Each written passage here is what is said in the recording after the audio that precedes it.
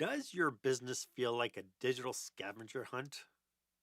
I mean, you've got files in Dropbox, you've got chats in Teams, you have meetings in Zoom, and you got spreadsheets that somehow have 12 different versions floating around, and nobody knows which one is the right one. It's chaos with a login screen. And that's what we're talking about today on Marc Haine Live.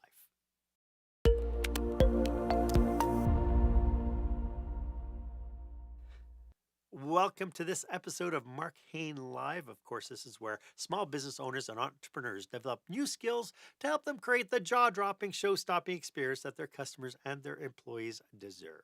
I am your host, customer and employee experience strategist, Marc Haine, and I'm so glad that you're here with me today because my guest for this episode is Therman Trotman, better known as Mr. SharePoint. We're going to be pulling back the curtains on how to stop the madness of scattered systems and finally bring all your business tools under one roof using the power of application suites that you already have on your computer, Microsoft 365. I do have one simple request though. If there's somebody in your circle who could benefit from the insights that we're sharing with you today, please do them a favor and pass along the link to this episode. That way they get fresh new content. They'll get their content that you're getting right now and help them move their businesses forward, right? I do have a confession to make. I am one of those sad, sad souls that spend a ton of money on applications that promised to make my life easier. Then I end up ignoring all those applications because I don't have the bandwidth to learn them or to figure out how to integrate them, and it just seems more work than it's worth. And because of that, my workflow tends to be really scattered, and I'm constantly hunting and pecking for assets I know I have. Now, it could be just my age thing. You know how you walk into a room and you pass the threshold of the room and you go, why am I here? What was I here for? I do that on my computer. I'll open up something and go, why am I here? What am I supposed to be doing? Running a business in today's digital world should make things easier, right? But if you're like most managers, it feels like you need a treasure map just to find a simple document you know you have. You've got your data scattered across apps that don't talk to each other, and your people are wasting hours every single week trying to find what they need in order to do their job. And that brings us to our question of the day.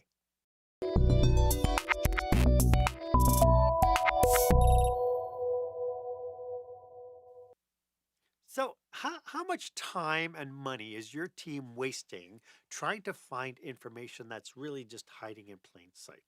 I'd love for you to share your experiences. Go ahead and put comments down in the comment box below. If you're tuning in live, feel free to comment a question for our guest host today. We can answer it live, but if you're watching this on the replay or listening to this on the replay, feel free to post it on social media with the hashtag Experience Leadership. I'd love for you to be part of this conversation. As I mentioned, my guest today is someone who's on a mission to rescue businesses from spreadsheet chaos and scattered systems. Therman Trotman is the founder of the SharePoint Help Desk and the host of the SharePoint Help Desk podcast. With more than 20 years of IT experience across the public and private sectors, he's helped organizations of every size bring calm to their digital storms by using tools they already pay for. He's here to set things apart. He's not your typical IT guy. No buzzwords, no tech jargon. Therman focuses on people first, technology second. His approach, called the home-based method, helps leaders stop managing from their inboxes and start leading from structure. Therman, welcome to the show. It's so great to have you. Mark, thanks for having me. That was a pretty slick intro. Glad to be Well, here. Glad to be here. I'm glad that works for you. So before we get too deep into today's topic, maybe you can provide some clarity a little bit into who are your customers and how are you serving them? Small business owners or directly employees, but it's both of those. If you run a small business, then you're paying for a tool that you probably don't even know about, or if you do know about it, you probably hate it. A lot of people, find SharePoint to be a four-letter word, and if not, employees who are, running into their boss's office or coming out of a meeting, and the boss says something to the effect of, "Hey, I need you to spin up a spreadsheet and do X, Y, and Z," And then the employee does spin up this spreadsheet.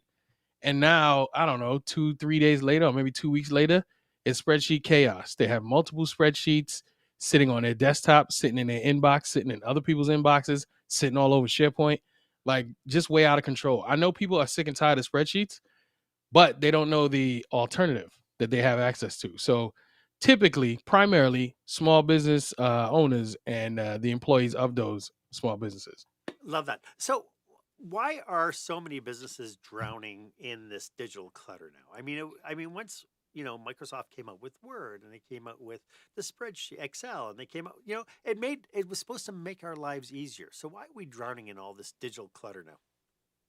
It's just it's too much. People think you need to, do more to do better. When I was listening to some AI channel on YouTube the other day, they took Charlie Munger's words and now they like run a whole channel where they just take his words, which is strange, and have him speaking as though he's just giving a lecture. And his thing apparently, listening to these talks is stop getting fancy with your investing. It's very simple, it's very boring, it's very basic to grow your wealth, but it's extremely effective. But you turn on these channels and you see people screaming about the next hot stock and all this other stuff. And he's like, all that's just extra noise. You don't have to pay attention to that. You keep your investing extremely simple, very boring, and watch it grow and be super productive for you. And that's the same way I look at SharePoint.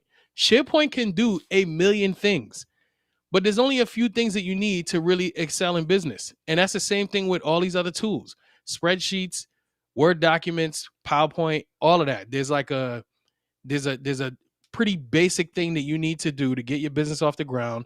And when you're running your business or your organization, your larger organization, it doesn't need to be all confusing and out of control.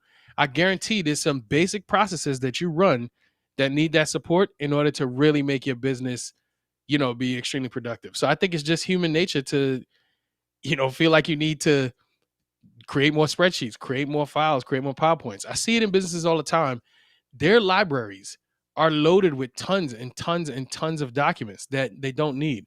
But, that's the way the humans run these businesses, and that's human nature to just do that kind of stuff. Would it be fair to say that a lot of the documents we create are more like brainstorming documents? Like you have an idea, and so you try to get it out onto a spreadsheet, and you try to outline stuff, and then you put it away, and then you can't remember what the heck you were doing when you come back to it 3 months later.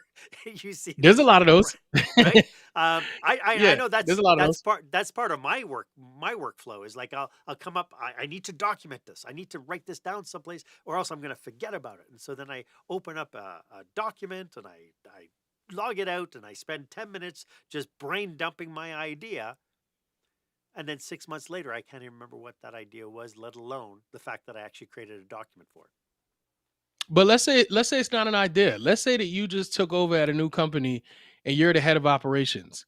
If you're trying to get a hold on all of the processes that you need to, improve, you're probably going to spin up a spreadsheet. If you're trying to get a list of the employees that you're managing, let's say it's a whole lot of them, you're probably going to spin up a spreadsheet. If you're Right. trying to, track the software, let's say you just took over IT and the company is paying for too much software. The first thing you're going to do is probably spin up a spreadsheet. So even outside of the ideation world, you're creating permanent products that people are supposed to use, especially somebody who takes over for you in a spreadsheet. That's part of the equation of developing all of these wacky documents. Right. Right. So, why do you think leaders underestimate how much this digital disorganization is costing them? Because I've worked in municipalities where it was like just a chore to find anything. The way that they catalog stuff, the way they did things was all like based on somebody's mindset. But then when you went looking for stuff, it's like I constantly had to go running into somebody's office and saying, "Where is this document?" But Hmm. I think leaders undervalue what this disorganization is actually costing them. Yeah, I think it could be a few different things, like just taking the time out. You're busy, you got your everyday thing going, but it takes time to separate and pay attention to this thing. Like let's say you're I don't know, in your house, let's say you have a backyard project that you need to do. you need to replace the deck.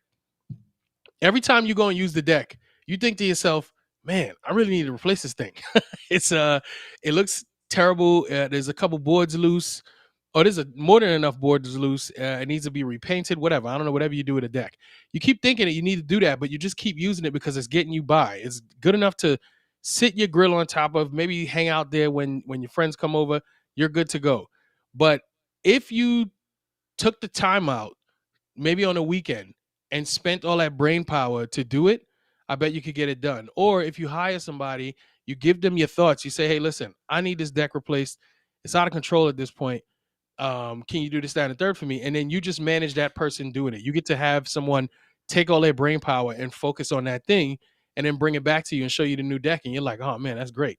So it could be a number of different reasons. I know that's one of them, because that's just human nature. That's everyday life, where you're just like, I'm paying attention to what I got to do right now in front of me. I'm probably putting out fires, and I'll get to the deck when I need to, or I'll get to cleaning up my digital situation when I need to. It just gets Yeah. out of control for the time you start running a business. I think everybody who's tuning into this podcast right now could apply that metaphor to just cataloging their photos. Right? Yes. How many times we look at our phone going, "Oh, we really should catalog and organize all this stuff." Yeah. Are there any red flags that a company's digital setup is out of control that that leaders should be aware of? Maybe they think everything's fine, but are there any red flags that say, "Hey, maybe it's not fine"? Oh man, that's a good one.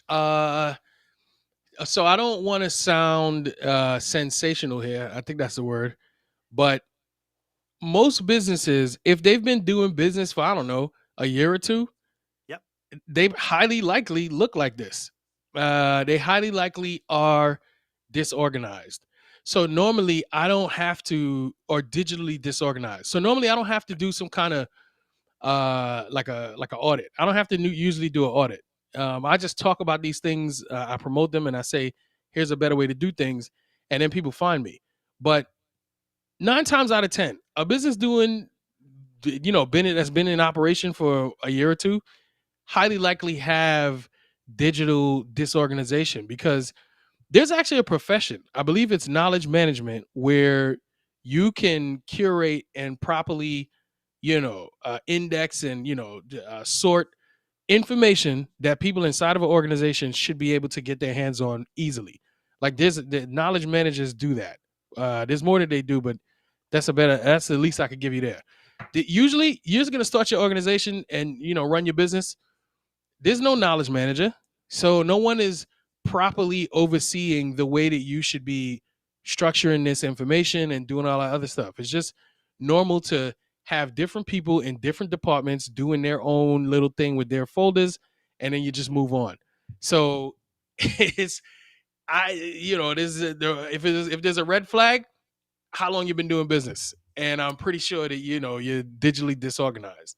Well, So and to your there's that. point, we have somebody sitting at their desk opening something on their C drive. Oh, I just dated myself. Damn it.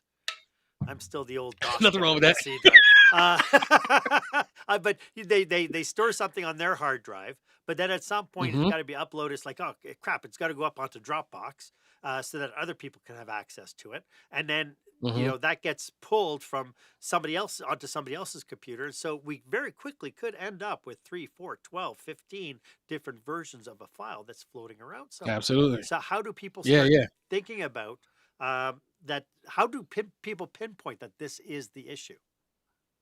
Yeah, you need to just listen to people complain.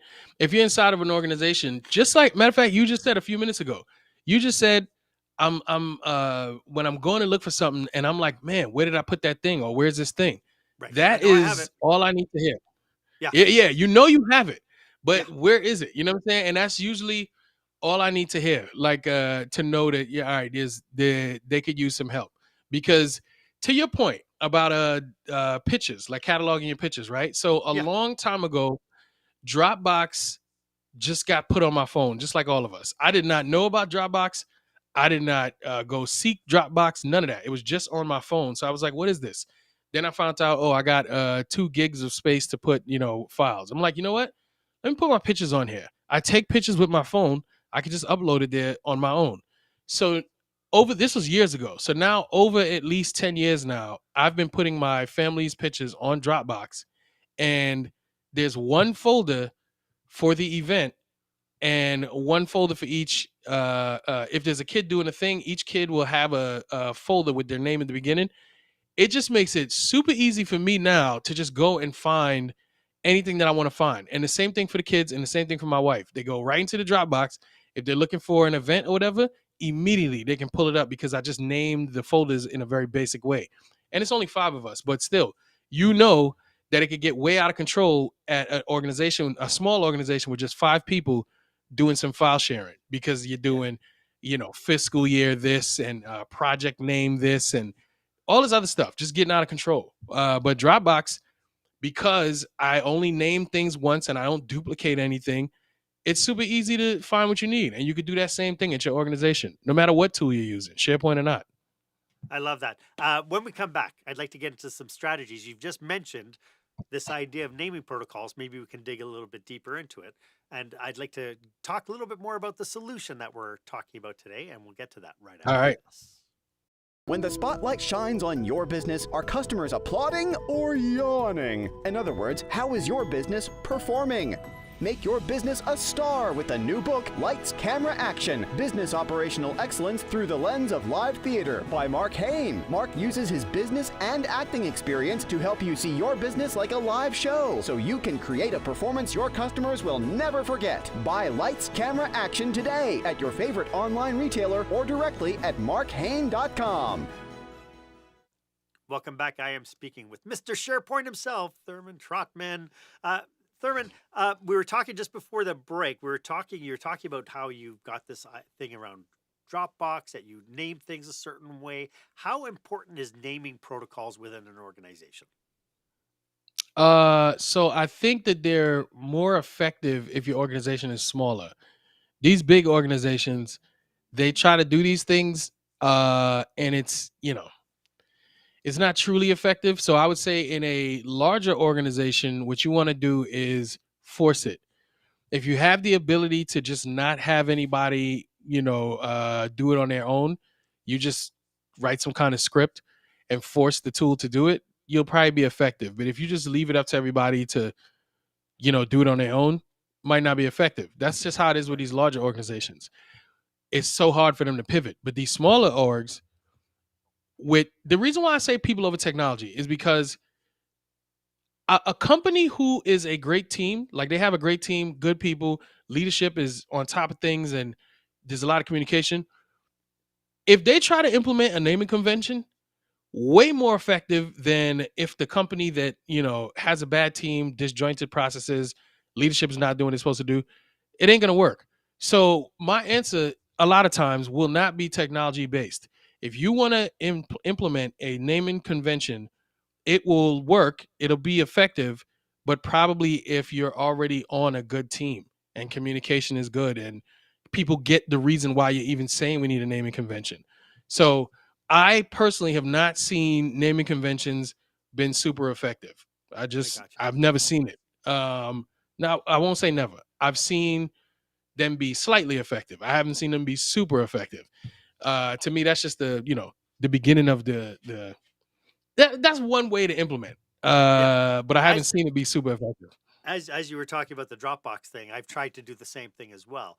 Putting my kids' photos in the kids' thing. But then, I have 4 kids, and then it's like, oh, do Mhm. I create a folder with all 3 kids on it? Do I replicate the photos in everybody's file so that they have access to it? Will they be Mhm. insulted if I forget to put right? So to your point, Yeah. I get how challenging that can be because there can be so many different variables within the naming convention anyway, right? In the best of Mhm.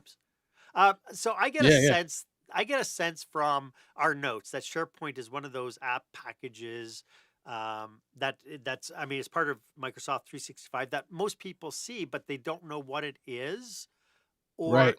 they don't even bother kind of try. They open it and they get so overwhelmed with it. Can you talk a little Yep. bit about what SharePoint is and how people what is that tool used for?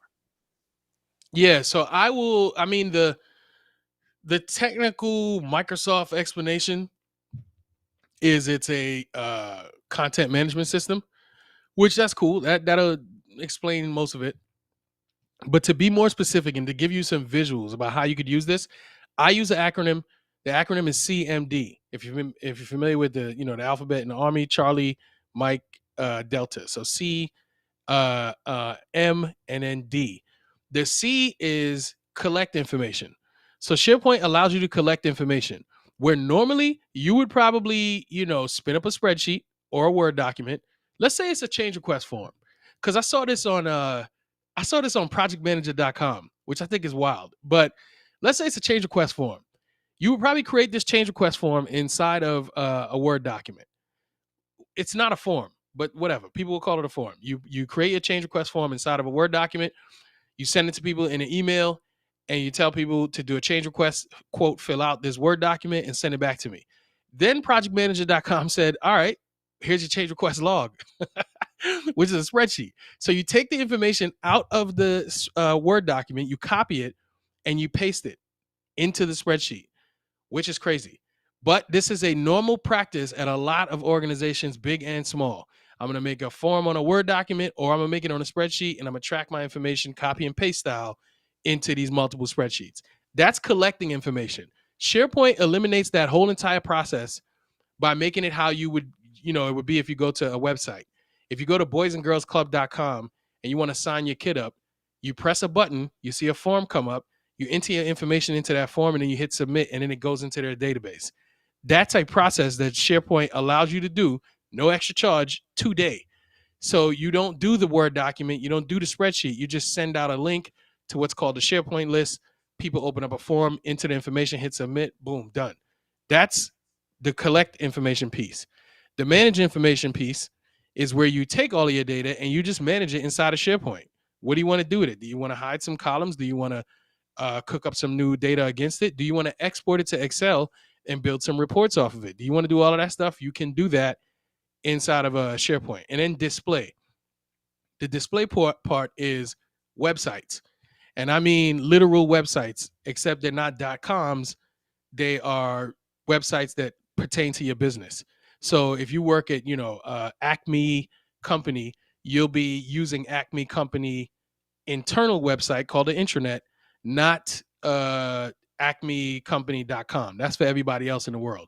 So collect information, manage information, and display information via a website, like a full-blown website, except it's just internal to your business. That's how I explain SharePoint. Because anything you mention that you might have heard that SharePoint can do, I can put it into the category of collecting, managing, or displaying, or the other way around. If you say, hey, I'm working on this project, how can I use SharePoint to do it? Can SharePoint do X, Y, and Z? And I'll tell you, highly likely it'll fit into one of those buckets or all three of those buckets. So that is the best way I like to explain what SharePoint is by telling you what it can actually do. Yeah. So for people tuning in, I mean, for people who, especially who might not be very technologically savvy, all they've heard is wah wah wah wah, right? That it's suddenly it's like I still think that the challenge is to get people to understand what it is and how it can save their business by becoming Mm-hmm. more effective.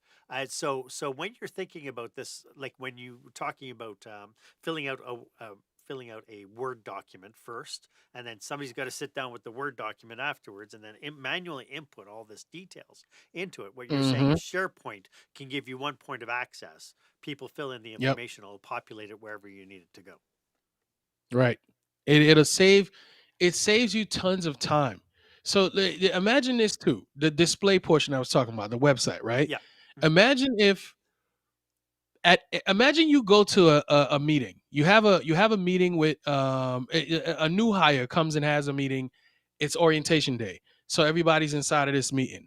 They meet a whole bunch of people, and it's like I'm meeting the director. I'm meeting the person who's in charge of ops. I'm meeting some new colleagues, Yep. all of that other stuff, and then getting tons of things thrown at them, like a ton.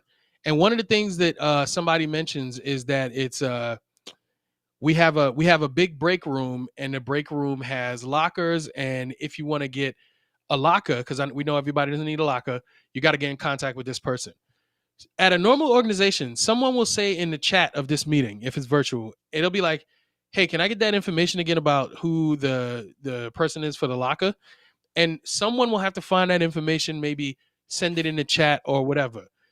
Imagine if that information was all corralled on one page on the website. So if at the orientation meeting, the person running the meeting continually over and over and over said something like to the effect of, hey, if there's anything you're looking for, just check the intranet. You'll always find it there. That right there, when you train people to think that way, you'll know any one of your people in your organization across whatever locations you have, they know that they can go to one link, one specific place to find anything that they need. So I can go to that one link, type in locker room, lockers in break room or whatever, and I get a page.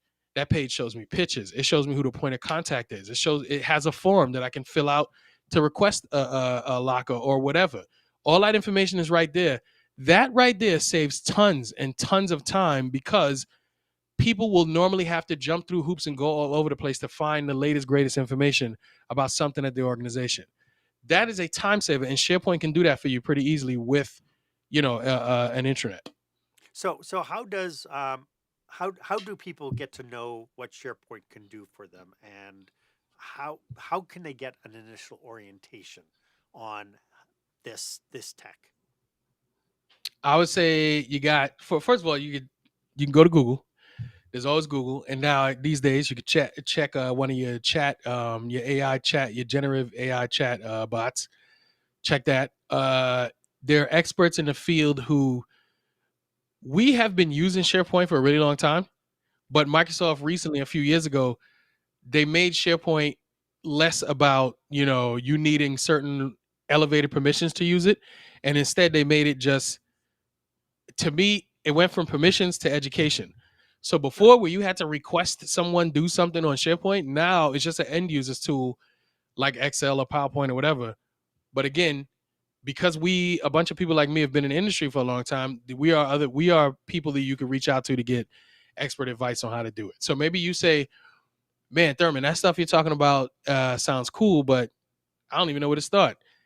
Can you help me out? And then, I would give you a rundown of how you would do that, or you would have just hire me and I would do it. Same way think about the example with the deck earlier. There's some DIY people out there that they can do some YouTube, and then they can look up YouTube and then be like, all right, I'm ready to go change, I'm ready to go replace my Right. deck. Sure. Whereas other people who are like, that looks good, but that looks complicated. I'm just gonna hire somebody to do this for me. Right. And those are the two ways you could get started with SharePoint: DIY or DFY, done for you. Excellent. So to that point, how can people get in contact with you if they want to use your services? Oh, you can go to talksharepoint.com. That's a booking link where you could just, book a quick half hour. We can figure out if you need SharePoint for your business. Highly likely, I'm going to say the answer is yes. You probably do. But The I'm short gonna, answer. Short I'm gonna, answer. Yeah. I'm gonna hear you out. I'm gonna hear you out before I judge. You know what I mean? So I mean, so much of our businesses now, it seems like as simple as tech was trying to make them, it seems like Mhm. more and more now everything is proceduralized. Um, there are processes to go through, I'm amazed in a lot of different techs. And my background being hospitality, point of sale systems, reporting systems that Mm, we use for hospitality and all that. It forces the mm. human beings to work to appease the tech as opposed to tech appeasing what our needs are. Where Yes, does SharePoint lie in that? it's the second one. If you don't know what you're doing, I'm gonna just be fully honest about that. If you are not brought up to speed on how to see SharePoint, then yeah, you will find yourself trying to appease the tech. Full honesty there. But if you go back to the thing I was talking about earlier, which is people over technology, if you are running a business and you know your processes and you know what it takes to do a thing, SharePoint and any other technology is only supposed to support you. It's not supposed to do the thing for you. Even AI. If you think about like going to the gym, I love to give this example because there's some people who you would say, hey, go to the gym. You know what I mean? You want to get fit, go work out. They'll be like, okay, wait, now I got to get me some sneakers. I got to get me some new shorts. I got to get me a fancy Apple Watch, you know what I mean, or some other tracker, maybe a headband, you know what I mean, like all of that before going to the gym. All of those things are technology, and they're Right. cool. They're nice, but you don't need them to go to the gym. The thing that you're focused on is getting fit. That's the reason why you want to go to the gym. So get what you got, your shorts, your kicks, whatever. Go to the gym and work out. Once you start to do that thing, when you get in your reps into, going to the gym, you know what to lift, you know when to do cardio, you know when to whatever. You got all that down. Introduce some technology into that. Now you could bring in an Apple Watch to help you do what you're already doing, the important thing, more effectively. Because now Apple Watches can help you measure what you're doing. Or you're having back pains, you go to an expert, they say, oh, I see that the sneakers that you're wearing not properly supporting you. So they send in, what do you call it? Pain up your back or whatever. Yeah. Use these other sneakers. Those other sneakers are another type of technology. You use them to help you do what you're already doing, which is going to the gym, getting fit. It just helps you do them better. SharePoint is the same way. If you got a good team and you got your processes and you have the services and products you deliver to your customer and you do it well, all SharePoint is going to do is help you do it better. That's it. If you approach it correctly. So there are two things I got from that. Number one is stay focused on the objective. Why Mm-hmm. are you doing what you're doing? And what is the objective? And the second point is don't rely on the technology to solve your problem. Make sure that you're in whatever you're trying to do and then help you find a solution to what you're already doing. Right. Yes. It just makes it better. Like this technology that we're using right now Yes. to be able to virtually speak to each other. At one point, you probably said, all right, I want to get guests on this show because I know that the goal there would be to learn from other people. I could teach my audience about these other people. Like I want to get guests on my show. There was a time when you had to physically do this in person. Then there was a time when you could do it over the phone and then you just record the phone conversation. Now, across the entire globe with this tool, you can talk to people and you can see them as you're talking to them. This is doing is just help you accomplishing a goal that you wanted to accomplish. It's just a certain piece of technology that's helping you do it. That's it. Yeah, and but the objective has always been I want to share really great information to Yes. the target, which are leaders, small businesses, and entrepreneurs, and small business Yep. managers. I want to expose them to information they might not otherwise know about because they're too Right. busy And working and you in their you business. you did it also. I saw you have a book. That is another way to accomplish your goal. And if you look at the book as like a piece of technology. Yeah, It's something physical. It has words on there. You could turn the pages. You could keep it. You could put it on your bookshelf. That's just another way that you do what you're doing. and It's get the just message out. a different Yeah, process. Same yeah, thing. So that's that's brilliant. how I look at technology. So when it comes down, if people have never used SharePoint before, how does one get started organizing with SharePoint and understanding? Where you keep everything. That's how I when I'm providing a service. That's how I usually get started with people is by getting everything under one roof with that internet, and then we go from there. Yeah, when people first get onto SharePoint, it can look really really intimidating. I think more so Yes. because I don't think people know the capacity of what it brings to the forefront, and so Right. it feels like it might be overwhelming. Is that fair to say? I 1000% agree. The knowledge that I have in my head came from 15 plus years of using SharePoint. It looks Yeah, like, basic to me. But I think I do a pretty good job of showing people of all ages how they can get started and how simple it is. I yeah. put out YouTube videos too, like the, others in the community so that they can see how easy it is to get started. And you mentioned in your opening about you have a podcast just on SharePoint. If people tuned into that podcast, what kind of information would they get from it? Strategy. I talk strategy. I can't talk tech unless I showed you on SharePoint. That's YouTube. But if you listen to my podcast, I'm going to tell you why. Did I do an episode yet? Maybe on like onboarding. I'll say why SharePoint is great for your onboarding, and I'll give you the theory behind it. And I'll say, when someone first comes on board, how do they know all the apps that they need to have access to? Like, where do you show that to them? SharePoint can put that in front of them and make it very easy for them to just have a resource page or application page for the whole organization. It shows you all the apps that y'all use, passwords that you need to log into them, why you use them, who do you get to give you access for them, whatever. Like I'll talk about that on the show. It's all strategy. SharePoint strategy for Nice. leaders is what I talk about on the show. Lovely. So I will put the link in the show notes, so people, if you're tuning into this and you're super curious about how to get the strategy around using SharePoint more effectively, then jump on the podcast. Hey, when we come back, I'd like to talk about some cautionaries and pitfalls that we should be aware of when we're trying to implement and start exploring this tech for our own uses, and we'll get to that right after this. When you're delivering an important speech to a huge audience, it's easy to lose your place or go way over time. Give yourself an advantage with the Pro Speaker Presentation Speech Timer app. No more checking your watch or calling for time. The Pro Speaker Presentation Speech Timer app keeps you on track with easy-to-see timers, even changing color for visual prompts during your speech. And you can set audio cues to practice, or set it to vibrate so you don't even have to look. Be the pro you know you are. Download the app at speakerpresentationtimer.com.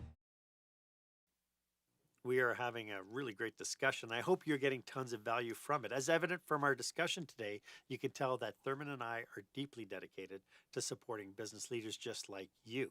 So if you're in the midst of planning a leadership retreat, an industry conference, or you're looking for some amazing content, or heck, you're just needing some expert guidance, we're just a message away. Feel free to reach out to us for a conversation about your unique challenges or to discuss how we can collaborate to achieve your goals. Our contact information is in the show notes. Make sure that you use it.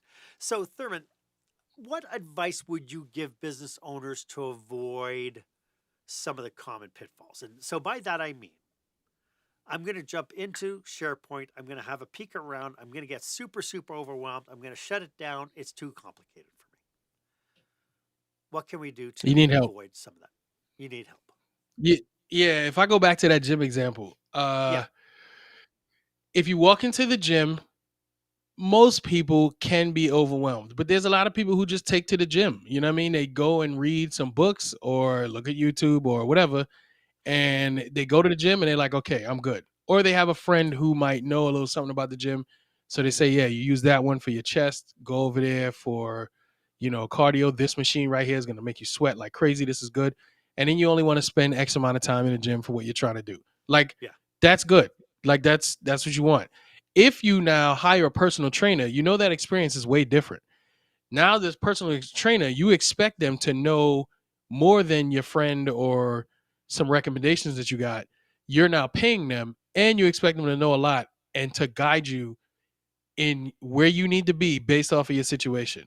That to me is probably the best quality approach you can take to dealing with SharePoint, because SharePoint can do a million things. There's a million pieces of equipment in the gym. They all can look intimidating, and you can get overwhelmed very quickly, not knowing which ones to use and which ones not to use and what's most effective and how to go from any day. So you can go, again, DIY, get your books out, get YouTube out, do whatever you got to do, ChatGPT, or DFY, done for you. Get with someone who looks like they know what they're talking about and have them guide you. And that'll probably shave a ton of time off the learning curve as well, Yes, right? I mean, absolutely. because the frustrating thing about trying to learn something brand new is we don't know all the ins and outs all on our own. We're brand new to this. Right. How would we? What's nice about you having 15 years of experience is you got into SharePoint 15 years ago when it was a fledgling app, and you've been riding it along through its own evolution. And because of that, you have deeper insight into what can happen and what people can do. Now, for the people who right now, so the point I'm getting from you more than anything is, don't think of SharePoint as an all-in-one solution. Look at your solutions and figure how to make them better by leveraging something like SharePoint. Is that fair? Yeah, I would say that's fair, because the first thing that I talked about, getting everything under one roof, I will say, if there was no SharePoint, I would tell that to every single business owner. You should have one location where you and everybody in your organization can find everything. A repository.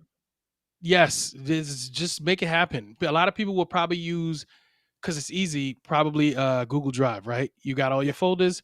You say everything we need is inside of these folders. Now, I think that's cool. That's fine. It'll work. It works. We want to get to work. So that works. I think SharePoint is more effective and better because it's a full blown website. It's not just a document library, which a lot of people think it is. So just do that. Get everything for your business, for you and all your employees under one roof. Do that. The second thing is eliminating spreadsheets. I think SharePoint is extremely effective at eliminating spreadsheets. If you have 4 or 5 spreadsheets that you need to run for operations and maybe just one department in your organization, you could eliminate that whole thing and just make it a website. It sounds crazy the way I'm saying it right now, but just, let's say it's an IT person running IT and they have a spreadsheet that shows all of the people, all of their computers and all their peripherals and all of their serial numbers and all this other stuff. Imagine putting that on a website is what I'm trying to explain, and getting rid of a spreadsheet. And anytime anybody needs it inside of the IT department, they go to one link. Yeah. That's it. So again, when you put it into a spreadsheet, the idea with the spreadsheet is at some point you're going to need the data. So if I wanted to know what equipment John has and when it needs to be updated, I could just go to the SharePoint and do the search on SharePoint, as opposed to Right. scrolling down how many computers there are in this organization and who's got them. Right. Yeah. Yeah. Excellent. It's a much better user experience. So when it comes down to kind of tipping our hats into testing out and playing with this technology, what pitfalls do you see people need to avoid, and what cautionaries do you have as people want to enter that fray? Well, I know when I was young in my career, I thought SharePoint could do everything. So don't When think you're a that. hammer, Yeah, everything's a nail. yeah, exactly. I was that person when I first discovered it. I went and took training on it, and I was like, "Oh man, this is gonna change the world, the whole organization." And I went back and I became annoyingly the SharePoint guy. You know what I mean? Like, wouldn't shut up about it. It solved some problems, a lot of problems, but it's just not. It's not for everything. It has Yeah. grown to be very, powerful and can solve a lot of problems, but it's not everything. The second thing too is don't try to do too much. The best way to learn about SharePoint, if you're going to go on your own, I think specifically is having a specific project that you have to complete. For instance, if you have to, create an inventory. If you have to create the IT inventory, that is your project. Let that be your thing, and then you can use that to, learn about SharePoint. Or an IT help desk. So we're the IT folks inside of the organization. They should have a system that allows employees to put in tickets and say, hey, something's wrong with my computer. I need it to be fixed. That whole thing. You can build that whole entire thing on SharePoint, no extra charge. You're already paying for this technology. If that was your project, take that project and let that be a SharePoint project, and you will learn a lot going through the process of building that application. I have yet to put a YouTube video out about that. I will do it, but busy. The way it always goes. This has been a great. Any other pitfalls? Any other pitfalls or cautionaries that we haven't talked about? Oh man, I would noticed say one. when as we were talking, I was thinking about probably part of the overwhelm for a lot of people is going to be to inventory what all their assets are, like going through all their hard drives and figuring out what they have and everything. Is this something that it seems to me that this might be a first step, and that in itself is going to create some overwhelm and even some cost component as well, because that takes time. Is there a quicker way for people to be able to do that? See, that's the thing is that's a me thing. That's a Therman thing. That's not a Microsoft thing. When I say, tell me what you manage in your business, and then I'll get that gathered up for you. Yeah. So I can't say generally speaking that's a pitfall you need to worry about, because I'll be guiding you and telling you, don't worry about it. A bigger pitfall would be more so like thinking that SharePoint is only a document library. That's a big one, actually. A lot of people can't even fathom the things that I'm talking about because they have heard about SharePoint. SharePoint has become a 4-letter word in their organization. Excuse me. SharePoint has become a 4-letter word in their organization. So they don't even want to touch it because they think it's some glorified, ridiculously managed library. that's supposed to look like Google Drive or Dropbox. That is just one piece of SharePoint, just one. SharePoint has a big three that's libraries, lists, and sites. Libraries is just one. So if you think that way, it's very easy to think, well, I got to think my solution is going to have something to do with documents. And that's not true. You could create a full-blown solution on SharePoint that has zero to do with documents. So yeah, I want to put that one out there. Make So sure it I seems to me say that. that people need to park what their preconception is about what they've heard Yes. and actually talk to somebody Hmm. like you about their Hmm. problems, and then you're there to be able to give them advice on how maybe they could leverage SharePoint to help them through their problems. Fair enough? Yeah, come hang out. Yep. Come hang Yeah. out at a webinar or something like that. We could do that. I was at the. I had to take my car into one of these body shops a couple years ago, and the woman who was taking taking my information at the front desk. Yeah. If you think about that for anything that you go to, matter of fact, Express Care or whatever, you go in and you fill out a form, hit submit, and then the people in the back get your information, and then you get brought up into a queue. SharePoint can support that. If you have some kind of customer intake that you do, SharePoint can do the customer intake for you. You can literally send somebody a link, tell them to fill it out. They fill it out, and then that information goes into your system, and then you can now pick up the phone and call them, or you can route that to the proper department, whatever. Just know that that's a process that SharePoint can support, and that has zero to do with documents. So Right. just to get your mind turning about how what some of the things you can do. I love that. Thurman, do you have any last thoughts about what we've been talking about today? Just a reminder that SharePoint is what I talk about all day, every day. I love it. I eat, sleep, and breathe SharePoint. However, more important is people. Like, people is what's going to drive what you're doing on a regular basis. So if your folks work at a mechanic shop and they are, stressed because they can't easily find inventory for what they, need to get cars spun up or whatever, or they don't have an easy ordering system, tackle that. Don't ignore that and then come in and say, hey, I got this cool new technology we can use. Yeah. You lost them right from the beginning. Solve their problem. So people over technology, more important than anything. Even with AI, got to put that out there too. I Yeah. don't know about Terminator 2. I'm a Terminator 2 guy, so I don't know if AI is going to really turn into Terminator 2, but at least for now, it's still, even with AI, people over technology.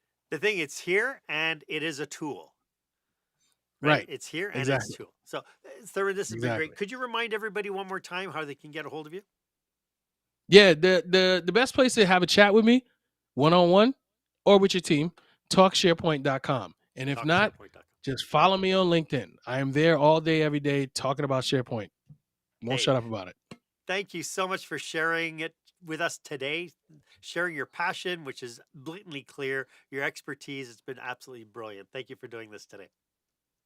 Thanks for having me, Mark. This was fun. I enjoyed it. Hey, why don't you let me know if this was of value to you? As always, my offer stands. If you would like 30 minutes of my time to brainstorm your business with you and your team, feel free to book yourself on my online calendar. The link is in the show notes. And if you're thinking about you have this problem in your business about how you're managing data and how to find stuff, then connect with Therman because he is a master at what he does. And as always, if you give me a call, it would be my honor to be of service to you. And while you're at it, why don't you go ahead, leave a comment or review about this episode? Let me know how we're doing. I'd love to get your feedback. Was this of value to you? And do you have any other suggestions as to content you would like? And of course, if you haven't done so yet, please make sure that you subscribe to the podcast. That way you get notifications when I bring fresh new content each and every week with brand new experts. You'll get notification of that. 2 minutes to the hour. I make absolutely sure we go 2 minutes before with the countdown. So I'm here for you. Thank you so much for joining me today. My name is Marc Haine. I hope you stay safe. I hope you stay healthy. And I hope you dare to be the exception. Bye for now.